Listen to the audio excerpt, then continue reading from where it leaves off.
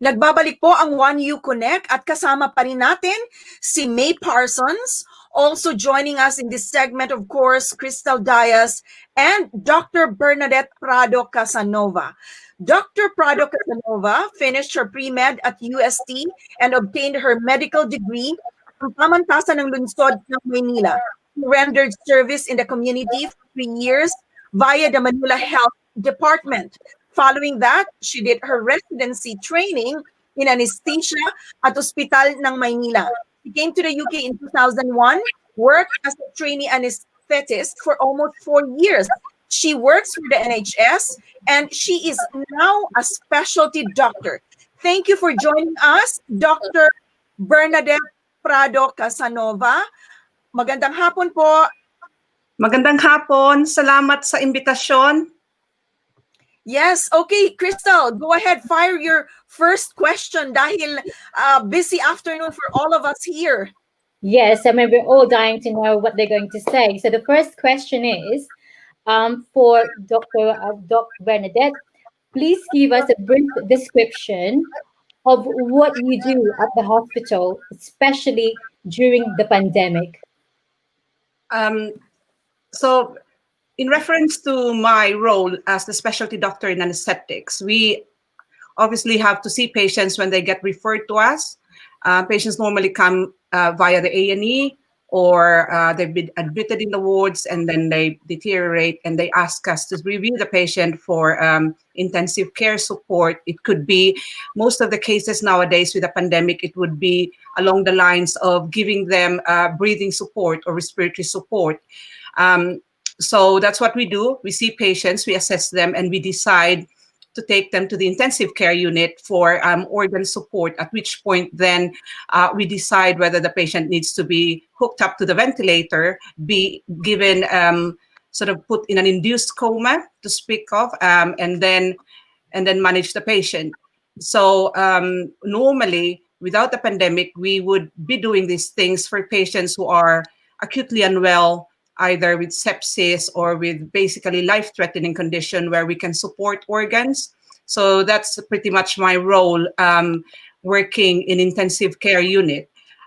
Before the pandemic, also, well, even during the pandemic, I would also be involved with anesthetizing patients in theaters. So giving them anesthetics for whatever operation they are going to have to undergo.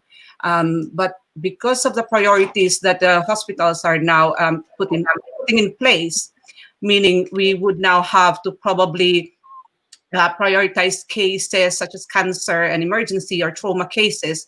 That means it would be those cases that I would be doing in theaters, but most of the time now, since the pandemic, most of my working time now is spent in intensive care unit. Okay, thank you for that. May, what about you? Can you please also give us a brief description of what you do as a matron? Respiratory wards at University Hospital Coventry and Warwickshire. What does your job entail?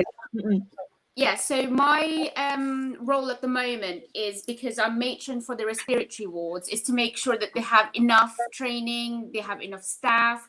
We're covering all of those sickly and poorly patients, that they've got a proper process for escalations. So at the minute, in the first wave, I was redeployed to ITU to help out with the ventilated patients. That's because of my background.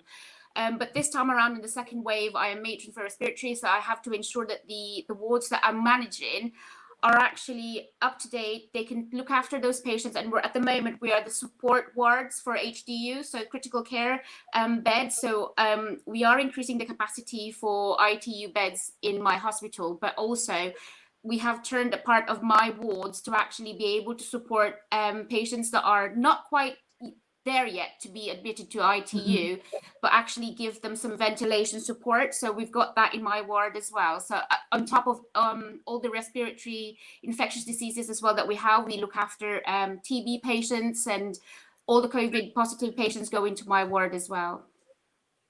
Okay, wow.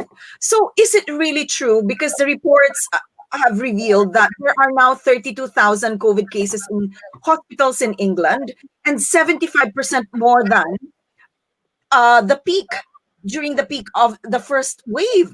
So do you really see that? Ito po ba yung nakikita ninyo in the hospitals where you work at the moment? For me, yes, the latest report in my trust is that we have got actually a double of what it was on the first peak. Without conveying, privacy rules and things, we have got a lot more this time. Yes, so the wards and the amount of COVID positive that requires hospitalization is definitely higher than the first wave. Okay. Yes. Crystal, you have a question for Dr. Bernadette? Yes. So, please tell us what it was like in the ICU during the peak of the pandemic in March, and compare that with the current situation. As May had said, and from what we've read in the papers, it's true about the increased number of cases this time around compared to the first wave.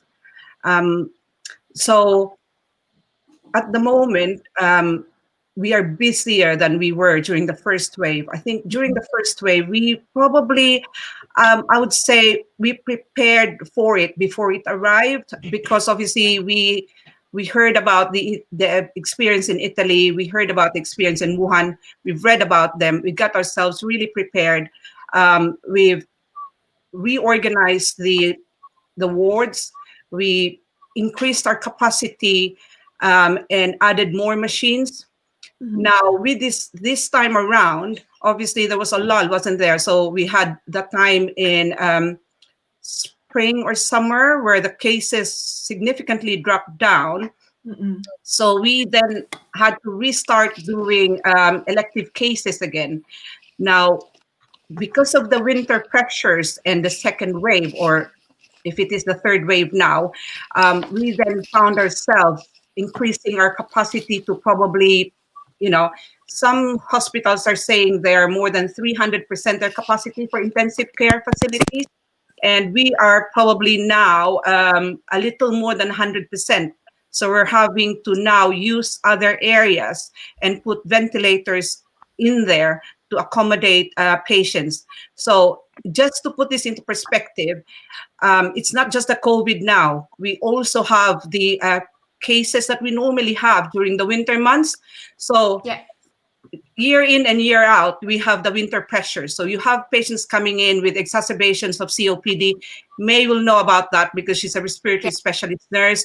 So you have the asthma, we have the pneumonias, we have not only the illnesses, we also deal with mental health problems. So you probably find people now having to do, so overdoses, self-induced harm requiring intensive care support. And add to that, you still have the patients who have cancers, patients who have, cardiac, sort of myocardial infarctions or heart attacks. So you add that into the mix, and then you have the COVID cases on the rise in the community. Obviously, that means increased admissions to hospital, subsequently increased admissions to intensive care, and then you have this overwhelming number of cases that you have to deal with. So this time around, so we're having to, as May had said, we're having to reorganize the wards. We have to cohort the COVID cases separately from the non-COVID cases. So intense pressure, and I think it's up and down the country this time around. And obviously you have the problems with facilities and staffing as well. Okay. Yeah. May, how would you describe the daily battle in your hospital, the daily battle against COVID? So first and foremost, what the main issue is with my hospital is the staffing. Now, we're not in a bubble, so that when we go into the wards and we're looking after these patients, it doesn't mean that we don't contract the COVID. So that is the most pressing pressure, is that because we don't have people to look after these people for the patients that we actually get. So if I contract COVID, that means then I will be off work for 2 weeks isolating. So basically it's the outbreak, and it's the fact that we're lacking nurses anyway to start with, and then you add the infections, you add the outbreak, you add the normal winter flu, you add the people contact things, the people that have been in contact in the community about when they've been in contact with, say for example, you go to Tesco's, you go for shopping.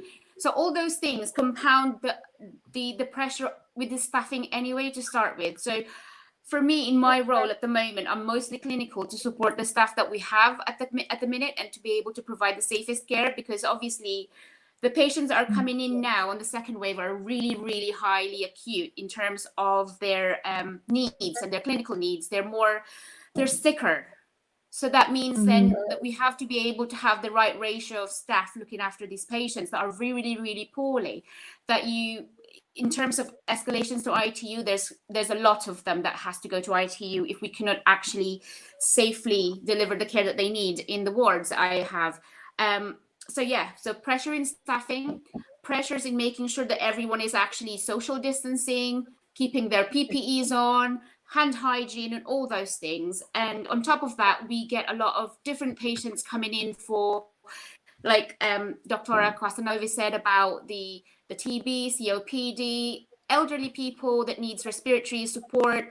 All those things compound to the needs for beds in the hospital. And if you don't think about the other things that's happening in the world, like people that's going on accidents, they are having traumas, they have to go to ED, these things add to the pressure that we're already currently having with COVID. So yeah, the pressure doesn't stop, unfortunately. Oh, that's why we salute you, the frontliners.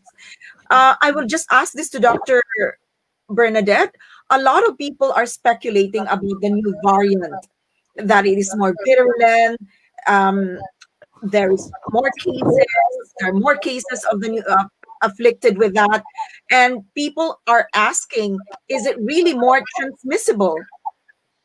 Okay, yeah. So with regards to, let's just sort of give a background. So we know what viruses are. They're not living things, so they can't survive without the host.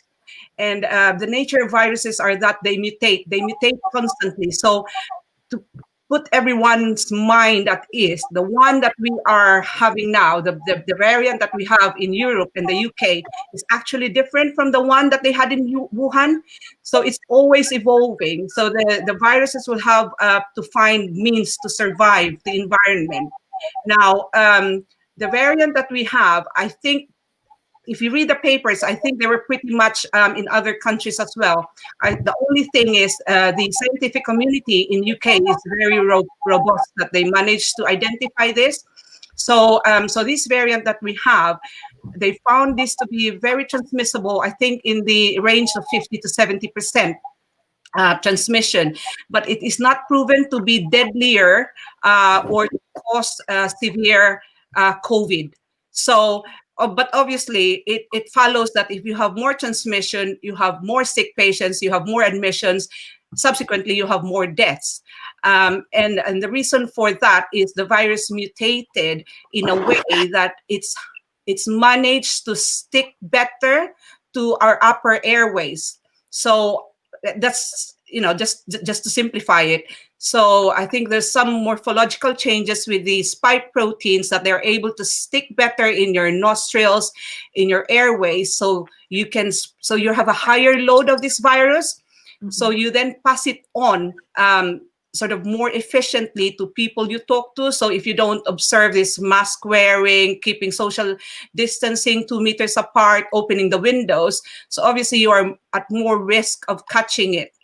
Now, it's not deadlier, meaning young, fit, healthy individuals will probably have mild or even no symptoms at all, but they're still passing it on. Now, obviously, the weakest link, the people who are susceptible, people who have comorbidities, elderly people will then catch it from the young people, and then they will be the ones ending up in hospitals. So we cannot be complacent and say, well, it's less deadlier, it's more transmissible. It doesn't really matter. It matters because we have to worry about our family, our friends, our elderly neighbors, or even people in the shops if you go to. So we still have to do the distancing. We still have to do the mask wearing.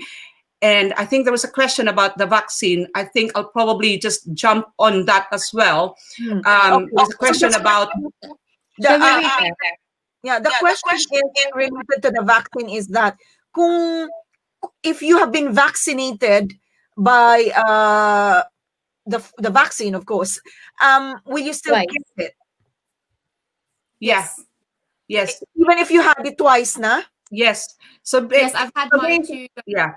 So the vaccination, the vaccination doesn't basically stop you having it. What the vaccination does, what the vaccine does, it prevents you being severely unwell, requiring hospitalization, obviously then preventing deaths. So that's what the vaccine does. It doesn't stop you harboring the virus. You can still harbor the virus and you can still pass it on. So that's why even if we've had the vaccines as frontliners, we still have to wear masks. We still have to don on our PPEs because we don't want to be passing it on. If we then harbor it, if we take it, so basically the vaccination is to protect yourself.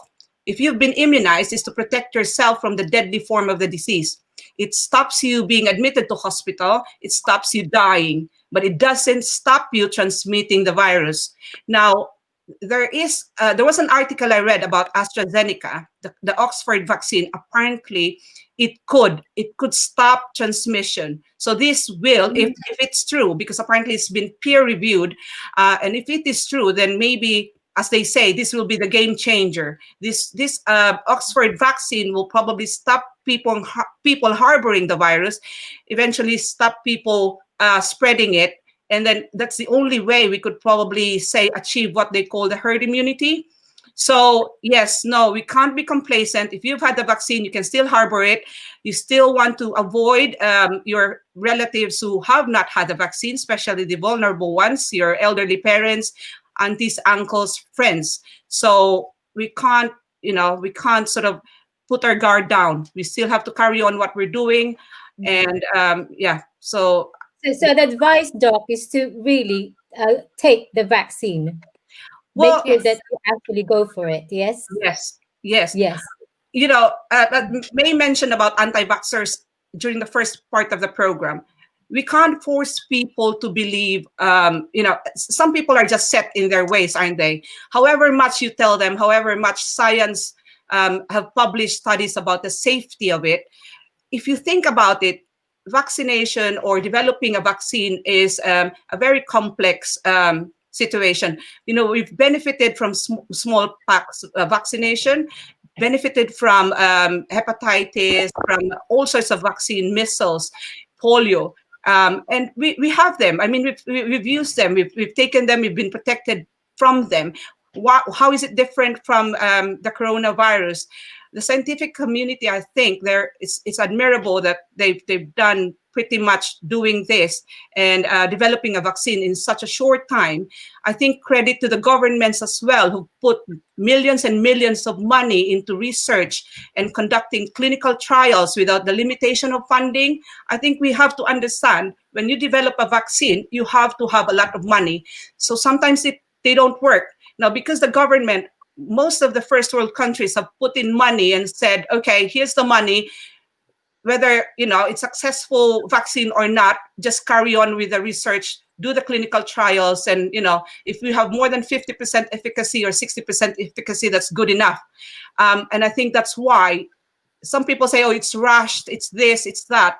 I don't think it is that. I think it's just because the focus of the scientific community and the government, the funding, it's all there, it's available to them to use it, so we can have it to stop all of this.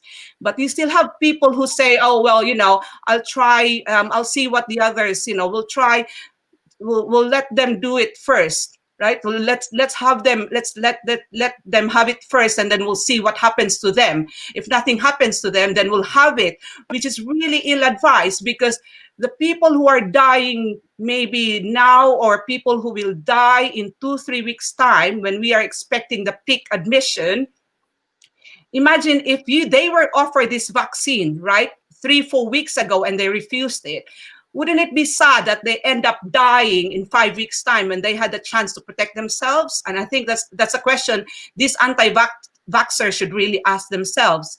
And although the number of cases are now coming down, the number of deaths will probably still increase, because if we think about how the COVID is progressing, you get infected and it's only towards the second week that you become very unwell. So that's why they're projecting the peak of intensive care admissions and hospital admissions to happen in the last week of January. So I think we have to bear that in mind. So, if you have, it's not at the time to be complacent yet. Let's not sort of get sort of overwhelmed or sort of have this false safety with, oh, the number of cases are coming down, going out to the grocery now, I'm going out, meet my friends at the park, have a few drinks, or, sneak out and see my friends, the neighbors won't know, kind of thing. No, we can't be complacent. Okay. If I could put my hand up, because I was on the fence on this one when the first vaccine, was announced. But knowing what Oxford had done, the Oxford vaccine is actually, I think, more powerful than the other one, Pfizer. And I'm actually now pro-vaccine. And if I have the chance, and I get the chance, I will go for it. And I will advise everyone to have it done as well. Okay, there's a question here from Grant Ganaban O'Neill for May Parsons. Do you want to be called vaccine queen, or do you consider yourself a vaccine queen? No, not at all. I've been called many names, but I don't know. Whichever one sticks, I don't mind. May is nice. By the way, can we just acknowledge this lady? Is it Adeline Kawitan who actually asked the question, and Dr. Bernadette answered the question for us. So thank you for that, Adeline. The answer, May, is no. I want to ask you also, May, how do you strike a balance between work, family life, and I understand you're also pursuing your master's in University of Coventry. How do you find the time? You just have to do. You just have to do it. So it's time management is essential. I try to switch off when I get home, pero as everyone would know, it's probably really hard to come off the emails. It's hard to come off the phone. It's hard to not check up on the wards. It's hard to not check up on the staff, making sure that they're okay. It's just time management, maybe a little bit of stricter rules, and my husband, I tell him to tell me to get off my emails. I ask him to kind of push me back and say, you're off work, have a break. He does that to me. So if you have someone that can actually safeguard your resilience and your break time, it's something that you could possibly make sure na meron ka. Kasi with my job, it's really hard to switch off. So my husband always tells me, get off your emails, or have a break, or don't check your messaging for the staff and things like that. So it's almost kind of having that discipline within you to ensure na if you're working and you've got your school and it's all about the balance and making sure that you're actually protecting those times and making the time. I know that people say, oh, I haven't got time for this, I haven't got time for that. If you put that in your priority, and if you put that in a list that you say, actually, I need to do this and this and this and this, and you follow that stringently, then you can achieve. It's all about the drive, isn't it? And the passion. So if you really want to achieve something, you will make time. Okay, fantastic. Do we have some more questions, Crystal, or shall we? I have my own question. I think, can I just ask this? I know Filipino frontliners, they are firmly entrenched in the health sector, and they are stalwart workers for the NHS. The unimaginable toll on the staff is great. Is post-traumatic syndrome or disorder, is that real? Is that happening? Yes. Because for me, personally, what you have been experiencing, is that real? So for me, it's real. It's very, very real. in the nursing community, in the healthcare staff. If you are a nurse with, I don't know, say for example, 5 years of experience, you will probably see 1 or 2 a month of death. On this COVID pandemic, you don't. So in one of my wards, we've had 8 in a day. 8 deaths in a day. So if you put that in perspective, when you're on a shift, 1 month, you'll probably see, I don't know, if you go 3 times a week that you go to work for 12 hours, you see 1 die in a month, for example. This time, it's 800% more. So for me, for the amount of deaths and the amount of people that are really, really poorly, and then there's nothing we can do about it, and there's nothing there physically to cure them and to make it bearable for them. That is something that nurses and healthcare workers strive to really provide. So for me, say for example, I go on a shift and I say, okay, I see this poorly patient, I want to give them the best that I can to make sure that they're saved or they go back to their health. With this COVID, we don't know what's going to happen to them. It's the lack of control, and it's the lack of, I don't know, hindi mo alam kung mamamatay sila or not, and there's nothing you can do. It's the helplessness and the amount of people dying. It's just surreal, and yes, PTSD is real. It's very real. For me, it is. Okay. So what I will say for my healthcare people that suffers the same thing, that thinks that actually I am anxious about it, I'm scared about it, please do reach out. There are services in the UK that provides this help, and we've got a dedicated Filipino telephone line for them. Please do say something. Please do reach out. There are services there that can help you. It's all about trying to recognize that in yourself, that you need the help, because no one will be able to offer you the help if you don't recognize it in yourself. Correct. So please do seek help. Yes. Can I just also add something to that with what May has said? It's not just about healthcare. Obviously, yeah, that's really a problem. Healthcare personnel and professionals having to deal with a lot of the stress. It's also with a lot of people in general, and how they have been unable to cope with the shielding and the isolation. And I think it's just to point out that we can do something about it in our own way to help out. So we can probably, organize some virtual activities with our friends, say maybe a pub, like a quiz, like a pub quiz or a bingo social, like what my friends down south organize. So I have a group of friends who are occupational therapists and physiotherapists, and so we organize these bingo socials online, virtual. You don't have to, so it's every weekends, just being available for someone, having someone to talk to reach out to people. So it's it doesn't take a lot of our time, just the phone and just talk to people and have virtual meetups, virtual night out, night in kind of thing. So you don't have to be going out. You can enjoy a few drinks with your friends online. And I think that's how we cope with all of this, with this isolation, with the shielding. I know it's difficult for the elderly people, especially because it's the loneliness that would kill them. And I know for a fact that I know somebody who said to me that, my grandma, she's almost 100 years old, but she's very lonely in the nursing home. So she would feign illnesses just so she could get into the hospital. And then when she gets to the hospital, she will then say, I'm being looked after. I'm happy here. I've got people I talk to.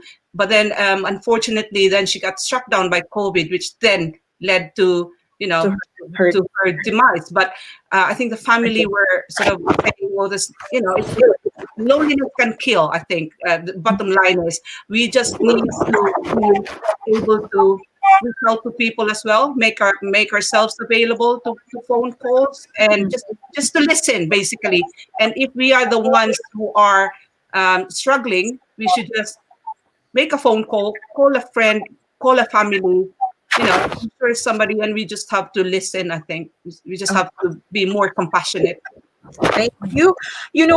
Whatever you shared with us this afternoon, talaga naman po, punong-puno, so much information, and I learned about so many other things. Yung nababasa natin sa dyaryo, nakikita sa telebisyon. Panghuli ng hingi namin sa inyo, thank you muna sa inyong panahon for your time today. Your parting message for our viewers and listeners, because we still have an opportunity naman to answer some of their questions later on our page. What would be your inspiring message, Dr. Bernadette and May, for those who would like to follow in your footsteps, or those who would like to have a career in the medical field? Would you like to go ahead, May? Yeah, sure. So for me, sa mga healthcare workers that, say for example, they're interested, I have a few people that's got in touch with me to say that they wanted to start working in the hospital. There are a lot of ways if you really want to come through and get a medical degree or a nursing degree or a caring degree, anything of that. So you just need to make sure that you're researching and get in contact with your peers that you know that are working in the hospital already. I think it's a vocation. So you have to be able to say, nah, actually, I want to care. Because what you don't want to be doing is, it's an opportunity to, people has got different motives. Nursing is it's a vocation. It's something that it cannot be taught. You cannot teach caring to people. So you have to have that instinct to start with. And also, if that's something that you want and it's something that you've decided to do, there are lots of ways to get into nursing and get into caring degree. Just research, do your research, go into universities. They have apprenticeships in our hospital. So we have apprentice for healthcare workers. We have apprentices for nursing of nurses, and we also have apprentices it's an apprentice route. So it means that you're working on the job already. So you can have a taster of actually this is what you wanted to do for the rest of your life. So it's a good stepping stone to get in. So yeah. So if anyone wants to reach out and ask me how to get into nursing, please do. I welcome it. We need nurses here, and we need you. So please contact me if you need. Dr. Casanova? Honestly, I don't really want to say, please join the medical profession, especially during this time of pandemic. I probably wouldn't encourage, but no, saying that, yes, it's a very fulfilling career, as May has said. You have to be passionate about making a difference in people's lives. You cannot be motivated by money. There's not much money in it.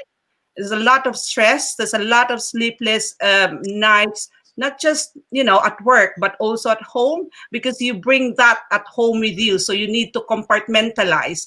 You have to obviously then make sure that you're whole before you can probably give of yourself in this profession. But yeah, if you want to make a difference, all the information will be all on the website. I qualified in the Philippines. I came to the UK to work. I don't want to sort of drain whatever limited resource we have in terms of doctors in the Philippines, but anyone wanting to pursue a career in medicine via the Overseas Doctors Program, I think it's all on the General Medical Council website if you want it. And for people, Filipinos who are already second generation or who are here wanting to pursue a degree in medicine, I think it's all on the website. But as I said, you really have to think twice. And if you ask me if I am going to do it all over again, I don't think there's anything else I think I could do better than probably caring for patients. And if you are for it, then if you can make a difference, then I would strongly recommend you pursue a career in medicine. But don't use money as the motivation. There's not much money in it. We know that a lot of people are probably just, putting up blogs and all that just to earn more money, the easy way. making themselves notoriously popular. But if you want a fulfilling career, a life that you could say and leave a legacy to your children, then do medicine. Okay. Maraming Doctor, salamat po. But you forgot to mention the tears. The rivers of tears that we have in the healthcare profession. Blood, sweat, and tears. So tears. Blood, sweat, and tears. That's true, no? Especially, yes. But before you go, Dr. Casanova, kasi kanina pa po siya nagme-message, your friend, kaklase daw niya kayo sa Fernando C. Trinidad. She's my classmate, yun ang sabi niya. And she is from Philippine Science High School. And from UST, both of you.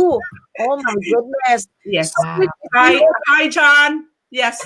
My friend, he's watching live, I think, all the way from the Philippines. Well, I've invited all my friends to join JUANEUKONEK. Good. So to increase viewership as well.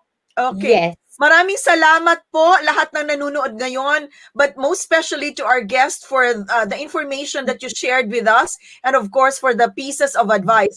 Dr.